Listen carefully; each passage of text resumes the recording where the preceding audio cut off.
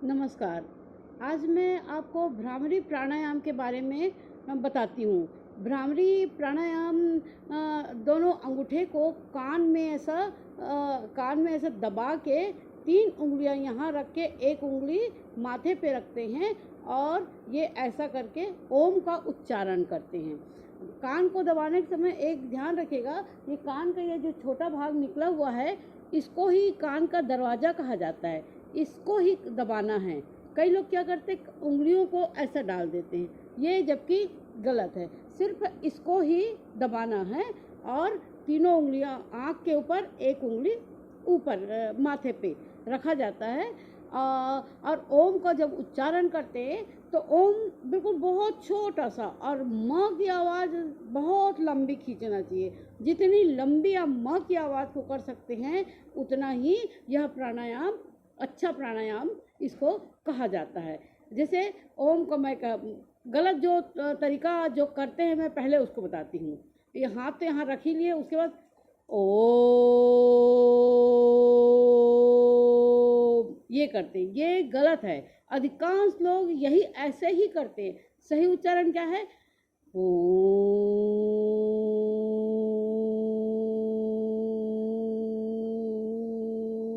ये है। मतलब उसमें होठ बिल्कुल भी खुले नहीं होना चाहिए। दूसरी बात, जब आप ओम का उच्चारण करके भ्रामरी प्राणायाम करेंगे तो भ्रमर की गुंजन आपके कानों में सुनाई देनी चाहिए और कोई चीज़ सुनाई नहीं देना चाहिए। इतना आप ध्यान उसको लगाइए। और भ्रमर की गुंजन जैसे कोई भौरा आके गुनगुन गुनगुन गुनगुन कर रहा है, ये आवाज़ आपको उसमें होनी चाहिए। दूसरी बात, ये जो ब्रह्मा इसको बोलते हैं ब्रह्म द्वार, हर किसी का ये जो बच्चे का छोटा सा भाग जो यहाँ बहुत छोटा बच्चा जब हुआ रहता है तो यहाँ बहुत नरम भाग रहता है ना, उसको ब्रह्म द्वार कहते हैं। यहाँ हाथ रखेंगे अगर तो वहाँ पर आपको वाइब्रेशन महसूस होगा। तो आप यहाँ हाथ रखे रहेंगे तो यहाँ हाथ तो नहीं रख सकते, लेकिन वाइब्रेशन आपको महसूस होते रहेगा। तो इन चीज़ों को आप ध्यान रखिए कि म लंबा होना चाहिए, ओ छोटा होना चाहिए, भ्रमर की आवाज़ आनी चाहिए। दूसरा, एक ऊपर जो हमारा ब्रह्म द्वार है वहाँ आपको वाइब्रेशन होना चाहिए। ये 3 चीज़ इसके लिए बहुत ज़रूरी है। करते हैं, बहुत लोग बोलते हैं हम तो करते हैं, हम तो रोज़ करते हैं। रोज़ सही तरीके से करो तो लाभ होता है। गलत तरीके से करने से कोई भी प्राणायाम का कोई लाभ नहीं होता। इसलिए जो भी आप प्राणायाम करेंगे वह बिल्कुल सही तरीके से करेंगे, तभी उसका फल मिलता है। इसका जो सबसे अच्छी बात है वह है कि गर्भस्थ जो शिशु रहता है, महिलाएं गर्भ में रहती हैं, उस समय इस प्राणायाम को निश्चित रूप से 7 बार सुबह और 7 बार शाम को अवश्य करना चाहिए। इसका जो वाइब्रेशन अंदर जाएगा, ओम का जो उच्चारण अंदर जाता है, उस बच्चे को पड़ता है, उसके संस्कार बहुत अच्छे होते हैं।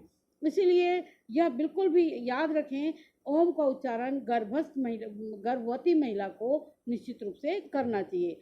दूसरा इसका है, जो हार्ट पेशेंट है, जिसको हार्ट का प्रॉब्लम होता है, वह व्यक्ति इस प्राणायाम को प्रतिदिन करना चाहिए, सुबह और शाम। इससे उनका हार्ट मजबूत होगा, मन में शांति आएगी।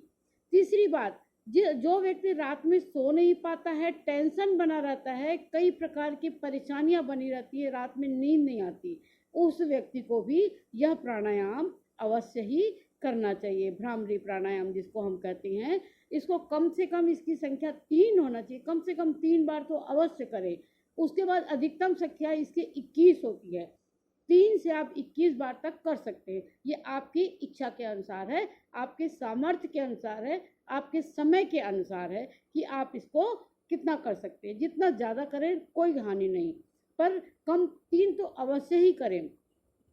दूसरी बात मैं बता रही हूँ कि हर प्राणायाम में हम खाना खाने के बाद कोई भी प्राणायाम नहीं कर सकते हैं, लेकिन यह प्राणायाम खाना खाने के एक तुरंत बाद तो नहीं हो सकता किसी से, क्योंकि पेट भरा रहता है, हम उतना ज़्यादा सांस नहीं छोड़ सकते। इसको भी खाली पेट कर सकते हैं, लेकिन खाना खाने के 2 घंटे के बाद इसको आप भ्रामरी प्राणायाम कर सकते हैं।